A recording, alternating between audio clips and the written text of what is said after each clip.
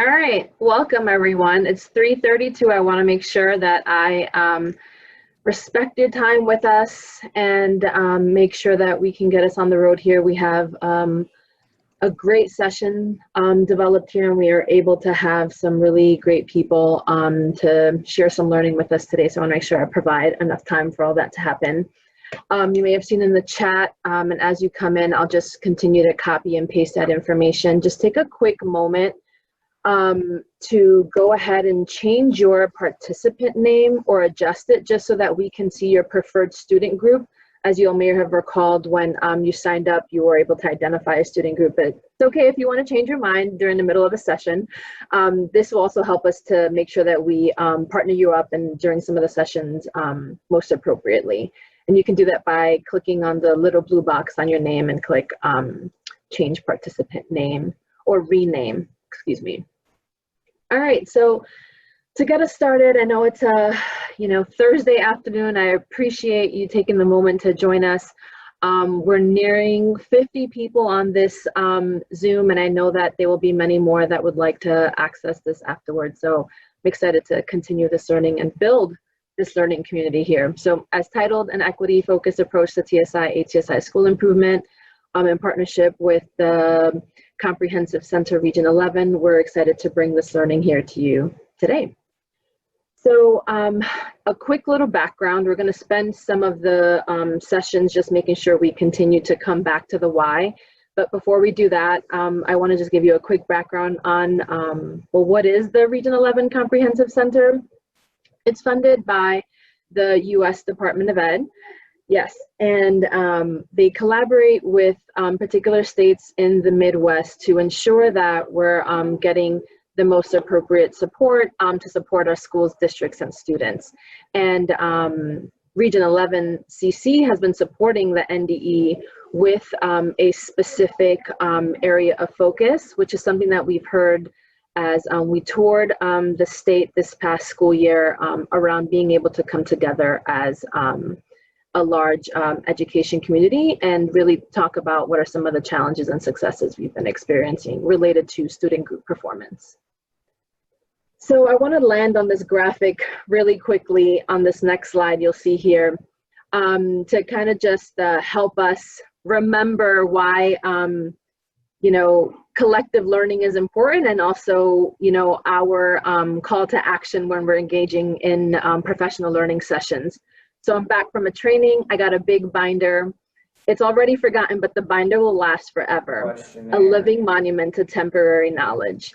And what we want to make sure about this learning community session and all of them thereafter is that we move from this temporary knowledge and the learning that's happening collectively in this space to something that is permanent and embedded into our everyday practice. So I'm excited. I think the comic is kind of funny, but also kind of true. I can recall many a PD I've been in where I got in something really big and I've walked out trying to figure out, so now what?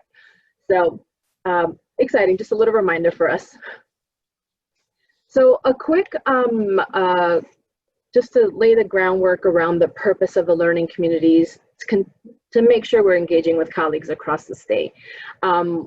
There'll be some time where you'll be listening to this information. There'll be time where you'll be engaging with each other around making sense of that information and the application to your current context. We want to make sure that we pair that up with content experts from within our state, from across the country, to make sure that we're bringing the best practices to you and ensure that you have the space to then talk about them.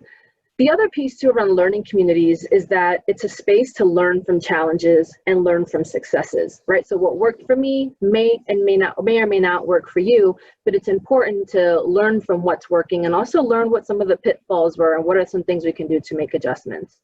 Continue to develop and strengthen a networked approach to what we're doing, and also in a team effort. And then lastly, making sure that we're serving and supporting our kids to the best of our ability. And then we always ground the work that we do in our school improvement core beliefs. Many of you have seen this, and it's important that we continue to come back to it just so that it's never forgotten, right? So the first is taking an asset-based approach and ensuring that we're taking value in the work that's already happening in our schools, especially now during this pandemic. I mean, the amount of work that our teachers and leaders are doing. Can't thank them enough for their leadership and their vision, and then the importance of ensuring that you know, not everything is lost, right? There are definitely things that we can build upon that we have already had in place. The second is that all schools can improve. The third, demography is not destiny, ensuring that a demographic marker of any child or community does not necessarily determine their destiny. And then lastly, all that we're doing is fundamentally about equity and ensuring that everyone gets what they need when they need it. You may have already seen also the following slide, which is our circle of trust touchstones. These really help us to stay grounded in our own inner work that we're doing. You may be, when you're engaging in the learning today, you may feel like you may have heard this before, maybe this is brand new information, or maybe you're like, you just left another meeting and you're like, I got 500 other things I have to get done, which we all know is true. I wanna give us a moment to just pause and see what are the touchstones or the norms that we wanna be present to today. So I asked you all to select one. I'm copying and pasting the link into the chat so that you can go ahead and look at that when you have a moment right here, and select one trust touchstone that you'd like to observe today as you're engaging in this learning. So I'll give you about 90 seconds or so to click on that link, and if you can read it from your screen, you don't have to click on the link, but at least you have it. Go ahead and pick one, and then I'll ask for 2 to 3 courageous volunteers to share.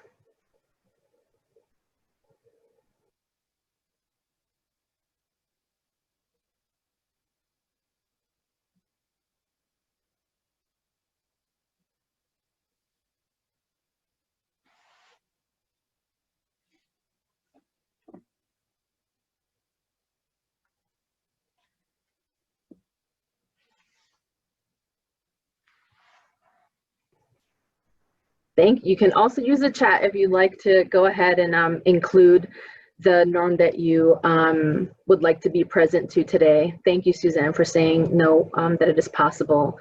Is there anyone that would like to share aloud a norm that they're looking to observe during our time today?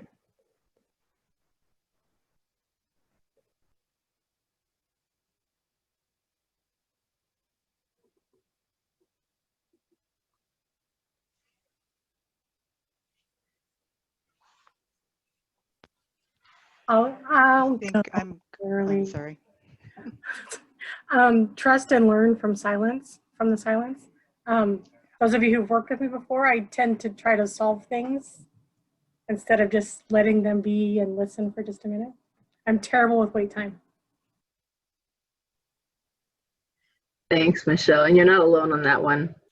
Yeah. Many on here. Yeah, I too chose that one primarily because I want to be more reflective of what is said instead of trying to process it so quickly and then leaving it behind. Thanks, Trudy. All right, so I'm noticing the time, so I want to make sure I stay on track. I can be here forever. So thank you all for also engaging on the chat there. I really appreciate you all. And just keep them, you know, in the mind as you're engaging in the learning today. And then we'll continue to come back to them throughout our learning sessions moving forward. And our last slide before I turn it over to some members of our team is just some virtual learning norms. You probably have engaged in 1,000 Zooms, but I wonder, you know, if we could take a poll of how many Zooms we've been in since the beginning of this stressful time, what that number would be like. But, you know, thinking about the time that we're having together, it's important that we be present and be engaged and be courageous, right? This space is really meant to be a learning space, one of judgment-free, right? Like we're Planet Fitness, judgment-free zone, but really thinking about, you know, this is the time to really think out loud and share with colleagues about some of those challenges and successes that you're having while maintaining an inquiry stance. So when questions are asked, you know, assume the positive intent that it's questions to learn and not questions to judge. Maintaining that student focus on our collective learning here, using your camera as you're comfortable. So I appreciate the mix of people that are doing that already. And then lastly, moving beyond. Well, and I'm watching it. And then one will also be, you know, to mute when you can. no biggie. And then lastly, moving beyond from I know that to then now what. So like I mentioned before, some learning may be affirming or maybe something you've heard before, but how can now we make sense of it in like a new context? So right before I turn it to Jane, I know she's gonna introduce our content expert for the day. I also want to provide an opportunity to quickly just highlight the team that has been supporting the development of this. I'll quickly call you and just call on you, just say your name and your affiliation, and then we'll move right along. So to start with the McCrell team, Tamika. Hi, I'm Tamika Porter, and I am the state HLP co-lead. And she's with McCrell. Thank you. Jane. Hi, my name is Jane Hill. I'm with the Region 11 Comprehensive Center, which, as you just heard from Shirley, is housed at McCrell International. Kim, good. Good afternoon, Kim Good, and I'm Tamika's counterpart. I'm the R11 co-lead. Susan. Chevy. Sorry, my camera was off. Hi, everybody. My name is Susan Chevy, and I'm the Deputy Director of the Region 11 CC housed at McCrell International. Kathleen. Hello, everyone. I'm on the HLP team and the Region 11 Content Center to support this work. Betsy. Hi, everyone. I'm Betsy Calloway. I'm also at Region 11 Comprehensive Center at McCrell. And the NDE team, we have Allison Olson. I know she's Sorry, I was muted. Hi, everyone. Yes, Allison Olson. I work with Title III and ELPA 21 for NDE. It's nice to see you all here this afternoon. Lane. Hi, everyone. Lane Carr, Director of Accountability and AQuest. Glad to be with you for a little bit. I'm sorry that I'll have to leave a little early. And then lastly, I know that both Chris and Amy are unable to attend today because of a prior engagement, but they've sent 2 people on their behalf, and I'm excited to learn more from them. And I actually don't know where they might be, but okay. Sorry if I missed anyone. Jane, I'm gonna turn it over to you to bring us up to our next segment. All right, thank you, Shirley. It is my pleasure to introduce Dr. Kent Davis, a colleague of mine at McCrell International. He facilitates workshops and professional learning for K-12 teachers and administrators such as yourselves on research-based leadership and instructional practices with a focus on continuous improvement efforts. Dr. Davis also works with school leadership teams on implementing research-based practices to improve student learning. Kent has served as mentor and coach for many, many schools and districts and their leaders in their efforts to improve student outcomes. He's worked with educators throughout the United States, Canada, and the Pacific. Kent has served as a teacher and administrator in public education for 32 years. Prior to joining McCrell, he served in various capacities, including principal and associate superintendent in the Deer Valley Unified School District in Phoenix, Arizona. As Associate Superintendent of Educational Services, Kent was responsible for supervision of principals in several departments, including curriculum instruction and assessment, student support services, information services and technology. Oh, and Title I and II.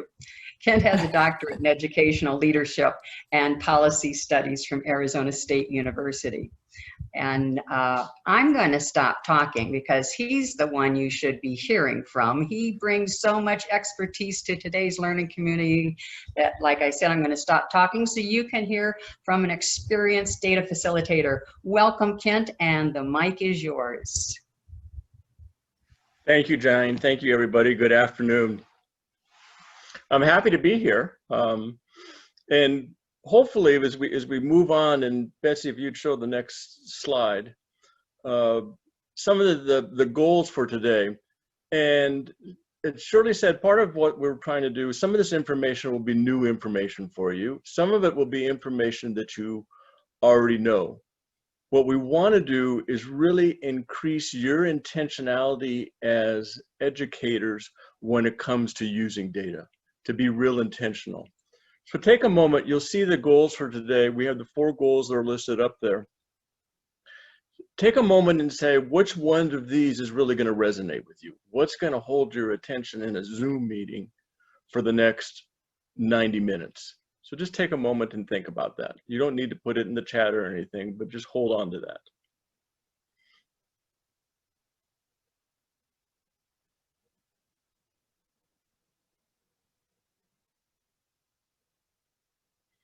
So as we move from goals, we have put success criteria as our next slide that's up here.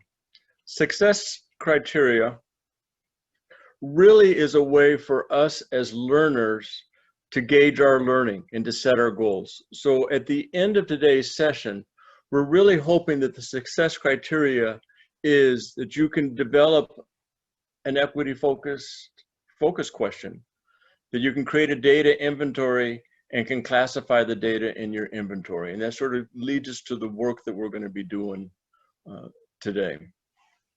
Next slide, Betsy. So data-driven decision-making. Lots of things come to mind when we start to think about data-driven decision-making. And I want to share a story. Next slide, please. So back in the 1800s in London, people were dying. They didn't know why they were dying. We now know it was cholera, but people were dying. And so as people were dying, they were saying, well, it's because there's a poison in the atmosphere, and that's why people are dying. And then they came up with, no, I think it's the immoral lives that people are living that's causing people to die. And then the third reason was, it's the Irish, you know, that it's the people from Ireland that come in here, and they're the ones that's dying. There was a gentleman, John Snow, who on the picture on the right, he mapped where people were dying. You can see some little dots there. And what he found was that people were dying around a certain well. Now, if you think about the 1800s, they didn't have running water in their houses. They all went to a common well to pump their water. So he sent one of his assistants out to remove the handle from the pump, and people stopped dying. We now know that that was cholera and that the water was. So on the next slide, what we often do is we have a problem and we have that statement and we go from the problem statement to a solution. It's the Irish, it's the poison in the atmosphere. And in education, sometimes we do that too, and we shouldn't. We can't go direct to a solution, even though as obvious as we may think it is. So this is from Nebraska. Here's what should happen. We need to collaborate. Use of data and data analysis is not an individual sport. It's meant to be done as a team because we all bring in different expertise and different understandings. We need to look at the disaggregation. We need to find root causes and find priorities for the school. Identify next steps, prioritize them, modify the existing practices. What do we need to change? Evaluate and renegotiate our goals. And you'll see that the arrow has both ends. It isn't like it's static. Sometimes we have to go back and we collect more data. We make sure that our root cause was accurate. So we've taken this and put it into a 4-step process. Next slide, Betsy. Understand data. Then we collect and organize that data, analyze and interpret it, and then we plan to take action. And that starts all over again. So today, our focus is really going to be about trying to understand data.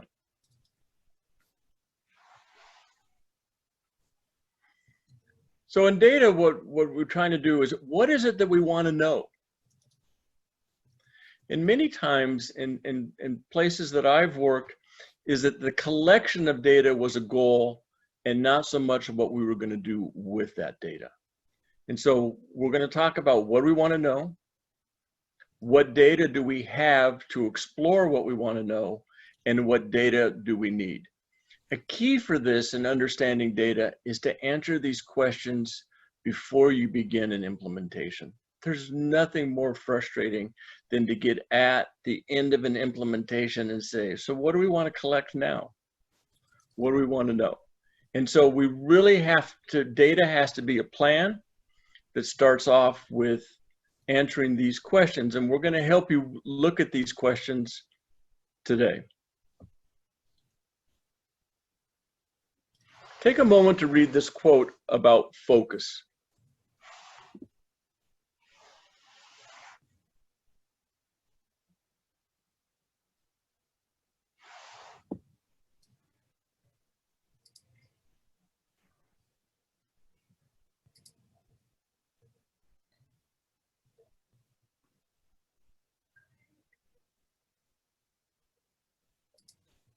Teachers and administrators in low-performing schools are working hard but not working smart.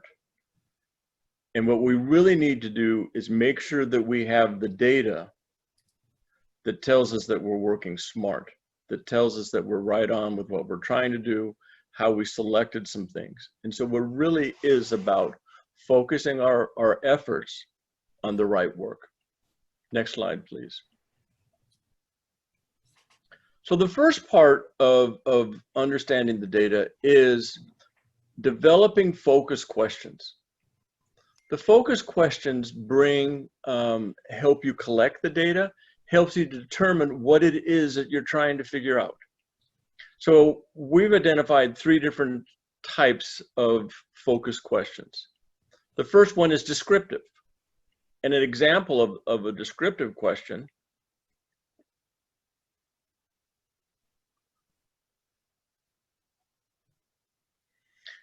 is, in what areas of the state math test are our EL students growing? It's very descriptive. We're trying to figure out. The next type of focus question is hypothesis driven. What are we trying to figure out here? In that example,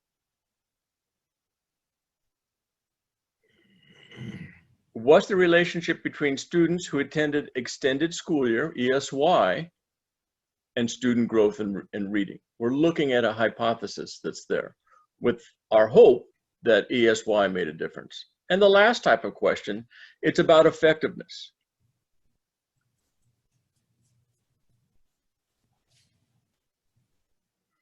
How effective is our breakfast in the classroom program and increasing attendance for our economically disadvantaged students? All of these are important questions that we made: descriptive, hypothesis, effectiveness. But by developing these focus questions, it's the data that we would collect for each one of them would be different. That comes back to that intentionality. It's helping us think about what is it that we need to collect here. Next slide, please, Betsy. So there's some critical attributes when identifying a focus question. One, it has to be clear. Do we understand what we're asking? Does everybody who's not part of writing that question understand what you're trying to solve? Is it enduring, long-lasting? Does it require data to answer or solve it? And asset-driven. That we're really looking at the things, as we all know as educators, it's much easier to build on our strengths than it is on the deficit. And so here we're really looking at assets. And the last is, it's free of a preconceived bias. That we're not already jumping to conclusions, understanding that it's something in the atmosphere or that it's the Irish that are causing it. We're eliminating that preconceived bias.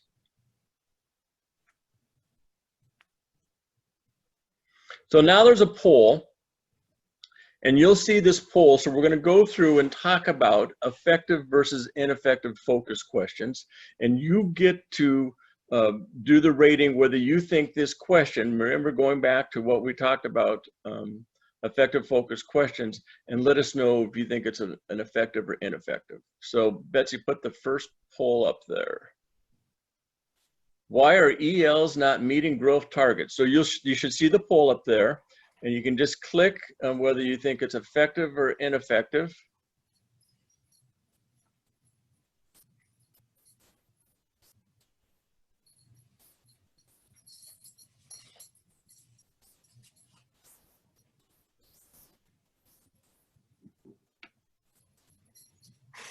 Give it about 30 more seconds.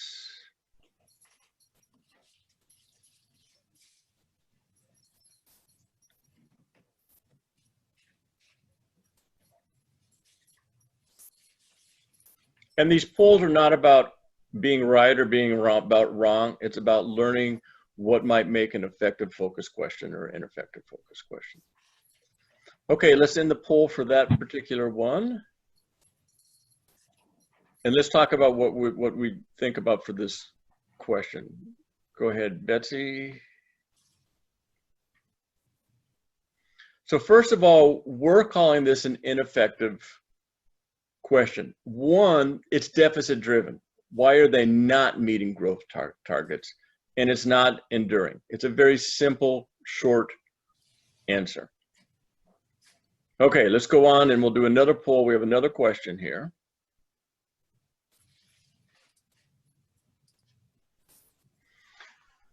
Why are students with disabilities the lowest performers on the EL assessment? Now, before you vote, or as you vote, I want you to think about why you think it's effective or why you think it's ineffective.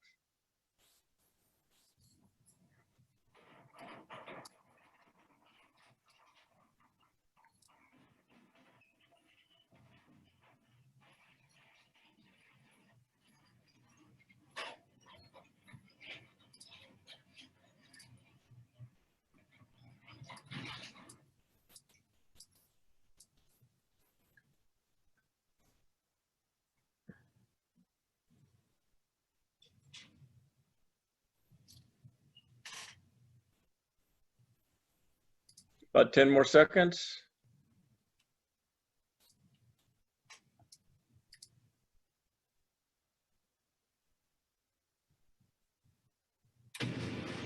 Okay, Betsy, you want to end the polling, and can you share the results? Can everybody see the results? All right, let's look at this question. Again, it's deficit driven, and there's a preconceived bias in this one. You know, why are they the lowest performers on that? And we haven't looked at that data. Let's look at the third question.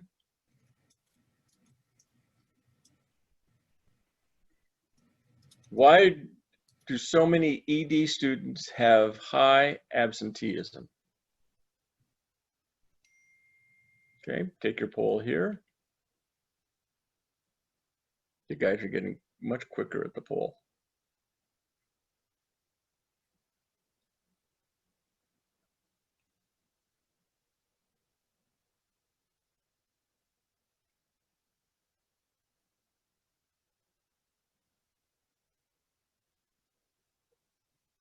About 10 more seconds.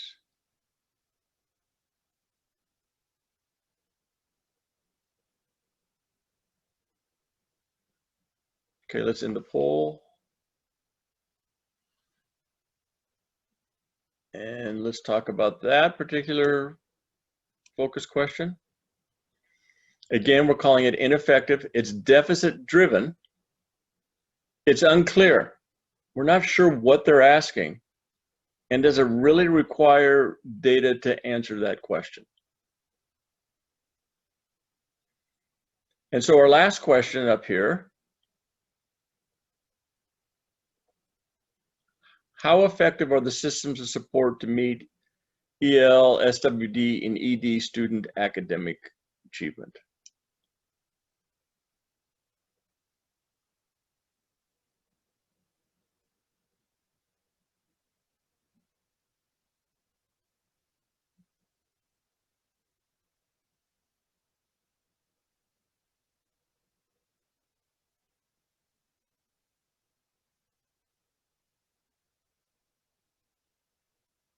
About 10 more seconds.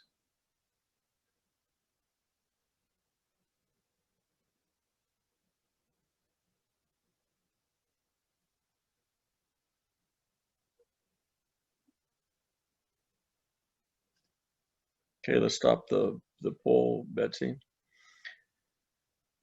And for this one, we're calling this an effective question. It's enduring and requires data to answer the question. Now, as I said, it's not a matter whether you got it right or got it wrong. Remember, the question's really about a focused question. Help you develop the data to get to that step 4 where you plan to take action. You know, we're not getting to that point today, but it really is about what's the action that we're going to take based on the data that we have, and so we need to have that. So the focus question really helps you as you start to collect data. So we're going to do a breakout session here. And we're going to put you in breakout sessions, hopefully. If you haven't, make sure that you rename yourself and either add your preference. You see Betsy put that in the chat, you know, are you EL, economically disadvantaged, ED are students with disabilities. Try to put that in your name, and that can help us as we put you into group.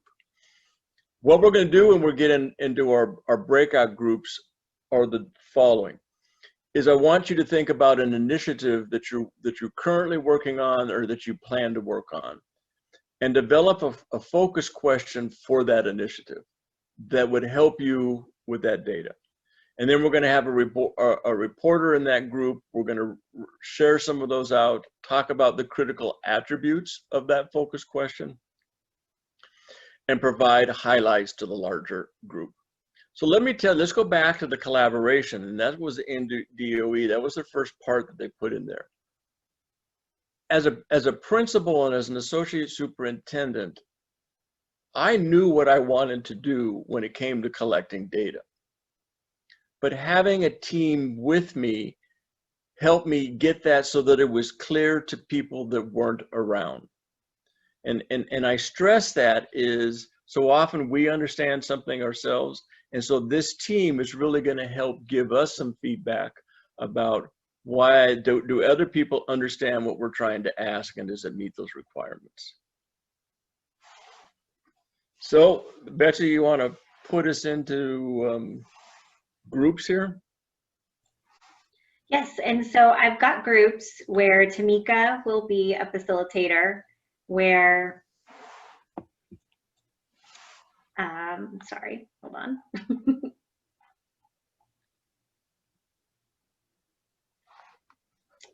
Kathleen will be a facilitator. We've got Jane will be a facilitator, and then Kim Good will be a facilitator. So I'll hop you into those rooms now.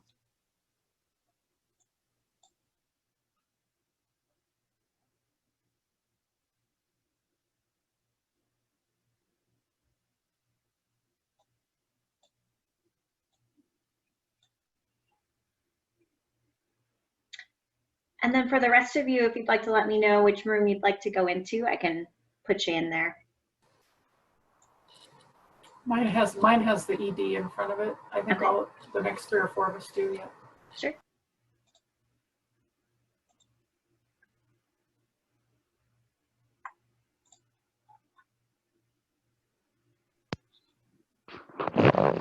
This is Christy. I have EL.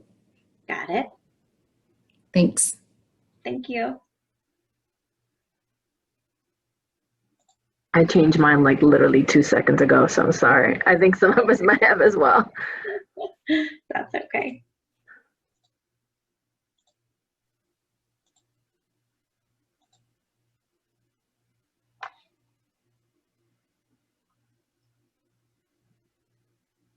I can actually go into any of them. I did put EL, but whichever one Okay.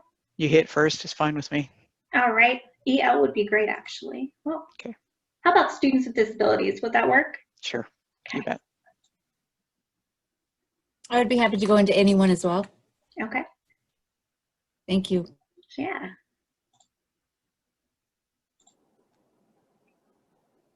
I could go into the students with disabilities. Great.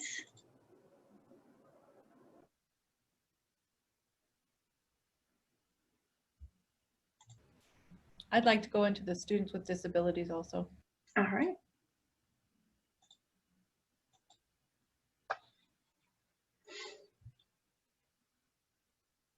Susan, did you want to go into one? That's okay. I feel like those groups are already pretty big and I don't want to They are. distract. We had a nice turnout though. Oh yeah, they're pretty big. All right, I'm gonna turn my camera off for a minute. Of course, all good.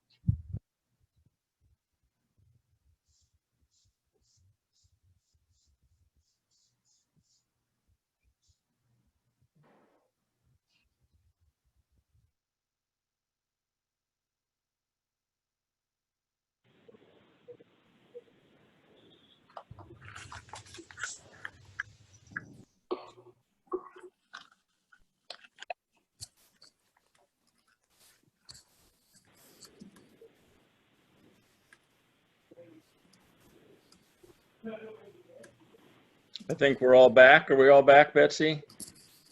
Yep, we're all back. I know in our group and hopefully in your group that there's still conversations. And as I heard, it really is about this group as a learning community. And so even though you may not be able to finish those conversations, I hope that you take the time to reach out to your colleagues and continue the conversations that we'll start in that breakout group. So let's go on to the next part. We're going to come back to a breakout group in just a second here. So when you think about your focus question, it's really about a data inventory. What data do you have that will help you solve that? So go back to your focus question, and if you didn't get to put that focus question, you can still think about one or help with the group. So the first part is, what data do we currently have? The second part is, what data do you need? And again, as we talked about, this conversation has to start at the beginning of an implementation. There's nothing more frustrating to be in the spring and going, ooh, had we collected this in August, we would be much better off. So it really is a data plan to work with that. So it really is about your focus question. So we'll go back to the same breakout groups, Betsy? Yep, that's right. Are we ready? I think we're ready. All righty.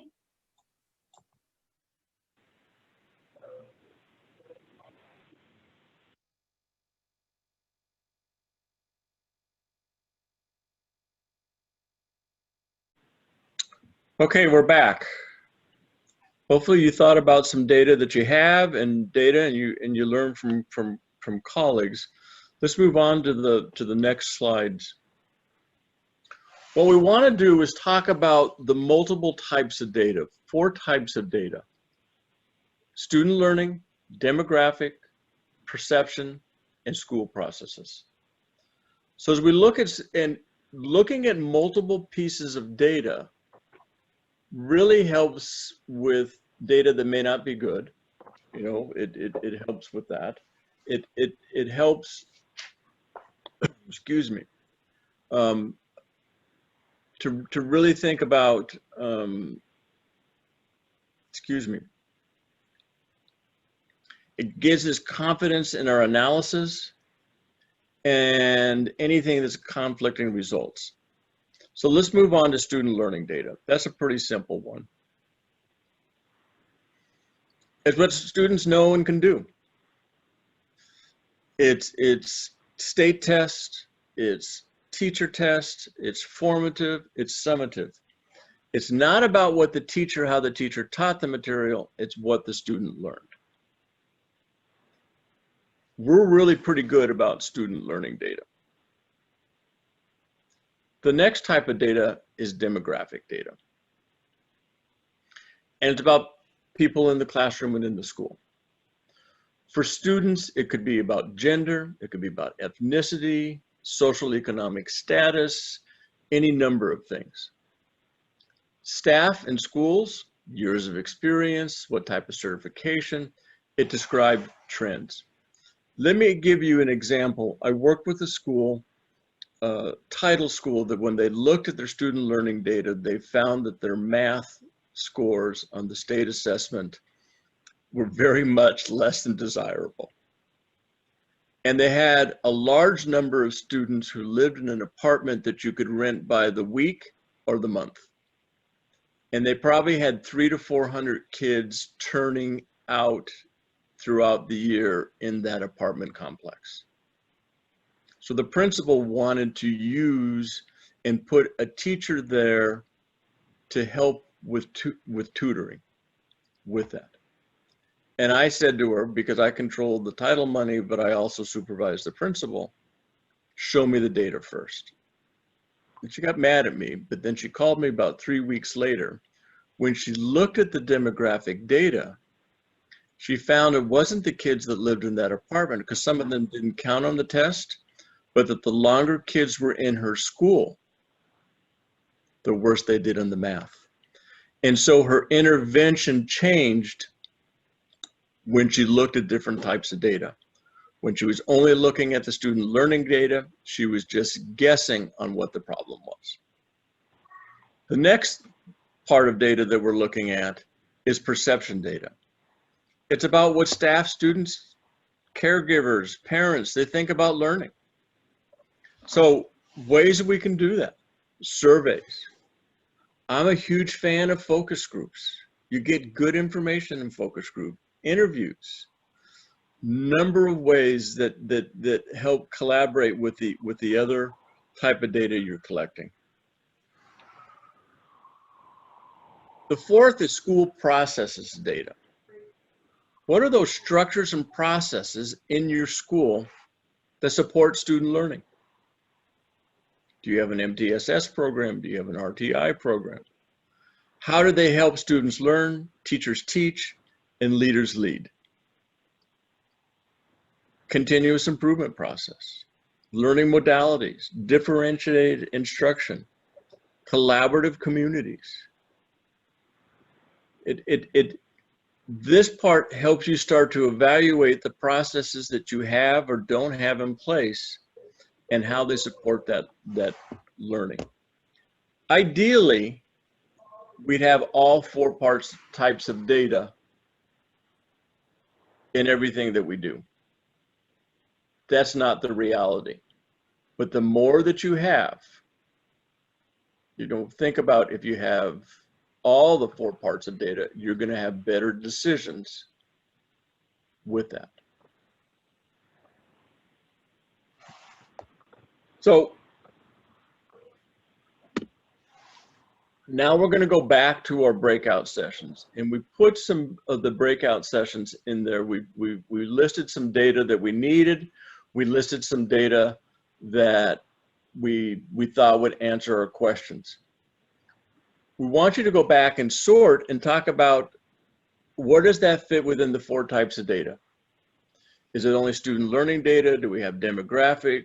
Do we have school processes? Do we have perception data? What data do we need? What data do we have? So try to build a collection of the different types of data. You may not have had time to list that in the previous sessions, but you can still brainstorm and say, oh, this is probably something that we need in the four types of data. So just as people come back from the breakout sessions, just as a couple of things that are out here. We talked in our small group. Don't worry about classifying. The student learning data is obvious. Don't worry about classifying, because you'll find that some of the data you collect could fit in multiple areas. It's not worth a long discussion. What's worth a long discussion is how many types of data are we included so that's going to help our analysis better. You know, it could be perception data, it could be, you know, processes data. It really doesn't matter, but you should really have multiple types that's in there. The more that your question is based on those assets, that it's enduring, you'll find it easier to start to think about the type of data that you have, the type of data that you need. And I'd like to say this is a linear process. It's not. You're going to say, here's what we need, and you're going to find that, oops, we need to come back and maybe break out the demographics in a different way, or we need to come and add a perception. It really is an iterative process when we start to identify and look at those types of data.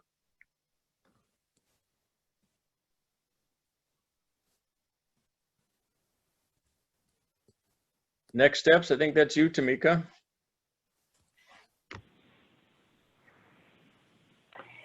Yes, so our next steps are our intersession assignment. Betsy, if we could go to the next slide. So the goal is to complete it's homework, an intersession activity. And this activity is a demographic data inventory sketch. And so in our small breakout group, what we noticed was that our group was fantastic when it came to school processes data, student learning data, and perception data.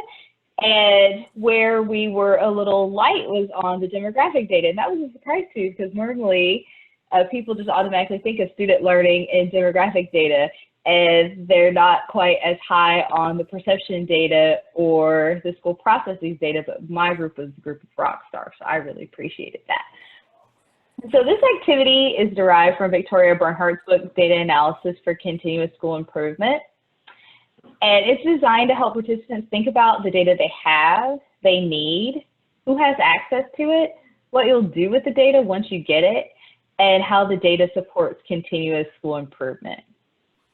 And so it encompasses the most common demographic characteristics asked about in schools, classrooms, and programs. And when you receive the assignment, it's divided into sections based on your focus area: students with disabilities, economically disadvantaged, English learners. Just fill out your section, though you are free to look through the other sections to see how much demographic data is out there, what can be collected, and what is collected. It should take about 1 hour to complete. The activity, along with more detailed instructions on how to complete it, will be sent in a follow-up communication within the next week. We want to make sure that you can digest the information that you received here, and let's give the asynchronous participants an opportunity to view this recording. That way, if they're part of your team, we can all do this together. Betsy, next slide, please. So the next step is also the lunch and learn. We're presenting an opportunity to you to meet with us for 1 hour. The Nebraska HLP team, sorry, I'm not sure if you heard a screaming toddler who's having the time of his life right now. But this will give you an opportunity to network with colleagues, discuss questions with one another about how to use data to support your students, learn more about the Learning Community Series, get to know us with the Region 11 Comprehensive Center, and Shirley and Lane and Allison and Chris and Amy and Kathleen and Kim and anyone else who joins us, and Susan. Sorry, Susan, didn't mean to leave you out. To get to know us and how we can also support you through your school continuous improvement venture. And so our first lunch and learn is scheduled for Wednesday, October 7th from 12 to 1 p.m. An invitation will also follow this later on in the week. So our next slide. And so finally, please come back and join us for other learning community sessions, and please ask your colleagues, Central Time Zone. Thank you, Lisa. Sorry, I should have specified. So all times and dates, all times are Central. So please join us synchronously or asynchronously, however you can. We want to make sure that we provide the information to you in a way that is most convenient for you. But these are the upcoming learning community topics, dates, and times, and our next session is on October 15th from 3:30 to 5 Central on collecting and organizing data. As Kent showed, there's a 4-step process: so understanding data, collecting and organizing data, analyzing and interpreting data, and planning to take action. And so our next step is step 2, collecting and organizing data. And we look forward to seeing you on October 15th at 3:30 Central. Next slide. So do you have any comments, questions, insights for us or your colleagues? I can't see everyone, so I need some verbal participation.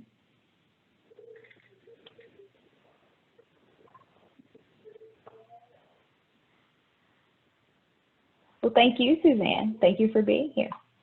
Well, if there are no questions, I'm going to turn it over to Shirley for some concluding remarks.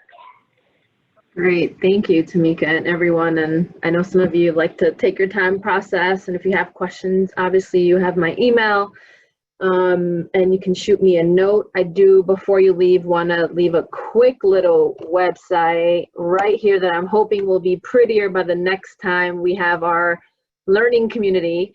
And this will be the place where it'll be the location where we'll house this information. So you have the question, you'll have the dates and times, and this is where we'll also have the recordings and slides. And I want to end just by reaffirming what Ken started with, which was around increasing our intentionality of the data that we have, right? So a lot of this information, a lot of us have been trained by the Victoria Bernhardt Way, and now it's just really thinking about it, well, how do we do this while really focusing on student groups that need our support the most? And we want to make sure that we also leverage the learning collectively that we have on the screen here. So send any question, comments, concerns, suggestions, ideas that you might have to me, and I'll make sure to share with the team and tell your friends about it. You can still register on the site that I just posted there. So thank you, and I hope you enjoy the rest of your Thursday, your week, your weekend.